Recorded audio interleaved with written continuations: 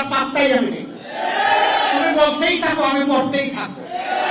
দিনটা মানুষ একটু খোলা মনে সবার সাথে মিশে, আমি একটু মিশেছি। হায় রে আল্লাহ, এটা নিয়ে কি যে অবস্থা। নবীজি এটা করেছেন রে ভাই, তিনি তার প্রিয়তম সাহাবীর সাথে এটা করেছেন। এটা তো আমার নবীর প্রিয় সুন্নাত। আমি তো আমার নবীর প্রত্যেকটা সুন্নতকে ভালোবাসি। কে কি বললো না বলে এগুলা পাত্তাই আমি নেই। তুমি বলতেই থাকো, আমি পড়তেই থাকো। হ্যাঁ, মানুষ হিসাবে যদি ভুল করি অনুতপ্ত হবো, ক্ষমা চাইবো, কোনো অসুবিধা নাই। কিন্তু আমার শুদ্ধ কাজটাকে ভুল হিসাবে চালিয়ে দিবা আর মনে করবা নিজেই শুধু জ্ঞানী, আর সবাই চোখ বন্ধ করে অথবা উট পাখির মতো ঠোঁট বালিতে ঢুকে বসে আছে, এটা মনে করবা না। দুনিয়া এখন বড় চালাক।